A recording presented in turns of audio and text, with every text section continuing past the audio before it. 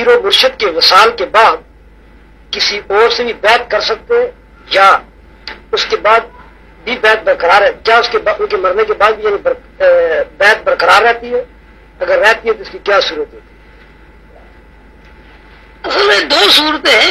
یہ ایک تو بیعت کا آج کل جو سلسلہ ہے، آج کل تو بیعت کا سلسلہ یہ ہے کہ بس بیعت ہو گئے، استاد کو کچھ آتا ہے نہیں آتا یہ الگ بات ہے. اس کی کسی کو سلسلے میں تو ہم نے تو یہ دیکھا کہ 150 آدمی بیعت ہو رہے ہیں، ان کا بھائی ہم بھی ہو جائے. تو ایسا نہیں ہے. بیعت کا ایک اصول ہے، ایک قاعدہ ہے. یہ اصل میں ایک اسکول ہے روحانی. روحانیت کو سیکھنے کے لیے جب آپ کسی آدمی کا انتخاب کرتے ہیں اور اس آدمی کو اپنے لیے استاد مان لیتے ہیں اور اس کے ہاتھ پہ اپنا ہاتھ دے دیتے ہیں اس لیے کہ وہ آپ کو روحانی علوم سکھا دے، تو اس کو بیعت ہونا کہتے ہیں. یعنی روحانی طور پر آپ نے کسی سے کی شاگردی اختیار کر لی، یہ روحانیت میں اس کو بیعت ہونا کہتے ہیں. اب صورت یہ ہے کہ ایک قانون ہے اس کا.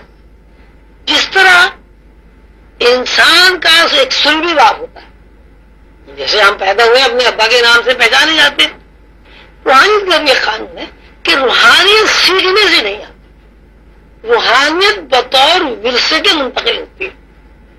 یہ اصول ہے، حضور صلی اللہ علیہ وسلم کا بنایا ہوا قانون ہے کہ روحانیت سیکھنے سے نہیں آتی، روحانیت منتقل ہوتی ہے، اور جو چیز منتقل ہوتی ہے وہ ورثہ ہوتی ہے. مثلا ایک باپ کا انتقال ہوا، اس نے جو بھی کچھ مکان بنایا، جائیداد بنائی، وہ اولاد کو ہی منتقل ہوگا بطور ورثے. اسی صورت سے اگر روحانیت کسی آدمی کو سیکھنی ہے تو اس باپ سے، یعنی روحانی باپ سے، روحانی استاد سے جو روحانیت وہ منتقل ہوگی اس کو، وہ ایک ورثہ ہے. جب ہم مادی دنیا میں باپ کو نہیں بدل سکتے تو اسی طرح روحانی دنیا میں بھی ہم باپ تبدیل نہیں کر سکتے. یہ ایک اصول بن گیا. حضور صلی اللہ علیہ وسلم کا ارشاد عالی مقام ہے کہ ایک دفعہ کہیں بیعت ہونے کے بعد وہ بندہ کسی دوسری جگہ بیعت نہیں ہو سکتا.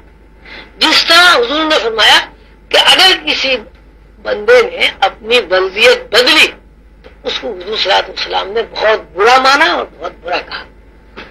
مثلا ایک آدمی کے باپ کا نام جمیل ہے، وہ اپنے باپ سے کہا کرتا تھا میرا باپ نہیں ہے، میرا باپ کو فلاں ہے، تو اس بات کو رسول اللہ صلی اللہ علیہ وسلم نے بہت ہی ناپسند، اور ویسے ہی دنیا داری کے اعتبار سے بہت ناپسندیدہ بات ہے کہ صاحب میں تو نہیں اپنے باپ کو مانتا ہی، میرا باپ ہی نہیں ہے، تو اس کو معاشرہ بھی قبول نہیں کرتا. تو اسی طرح روحانی باپ بھی ہوتا ہے. تو روحانی باپ جو ایک دفعہ بن گیا سنگی باپ جو ایک دفعہ بن گیا وہ اچھا ہے برا ہے یہ سوال نہیں ہے، جیسا بھی ہے باپ ہے آپ غلطیاں تبدیل نہیں کر سکتے.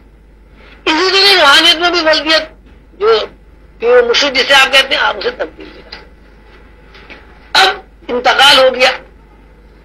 اب انتقال کے بعد یہ ہے کہ وہ آدمی جو روحانی راستے پر چل رہا ہے اس کے پیر مرشد کا انتقال ہو گیا اور اس کی تربیت جو ہے ابھی پوری نہیں ہوئی، یعنی ایسا برتن نہیں بنا ابھی تک کہ جس کے اندر دودھ ڈھیل دیا جائے، تو وہ کسی روحانی آدمی کو اپنا باپ اس طرح بنا سکتا ہے کہ سیکھنے کی طرف سے. تو اس کو بیعت ہونا نہیں کہتے، اس کو کہتے تعلیم ہونا. بیعت اسی کی رہے گی جو آپ نے اس سے بیعت کر لی تھی، جن کا انتقال ہو گیا. جو آدمی بحیثیت تعلیم کو آپ کو قبول کرے گا اس کی بھی یہ ذمہ داری ہے کہ وہ آگے آپ کے اسی باپ کو رکھے جس باپ سے آپ نے بیعت کی تھی، اور جو کچھ بھی اس کا منتقل کرے وہ اس باپ کی روح کے ذریعے منتقل کرے جس کا انتقال ہو چکا. تو فیض تو جاری رہتا ہے کہ وہ مرشد کے انتقال کے بعد انسان طالب ہو سکتا ہے، لیکن بیعت ٹوٹتی نہیں. یہ قانون ہے.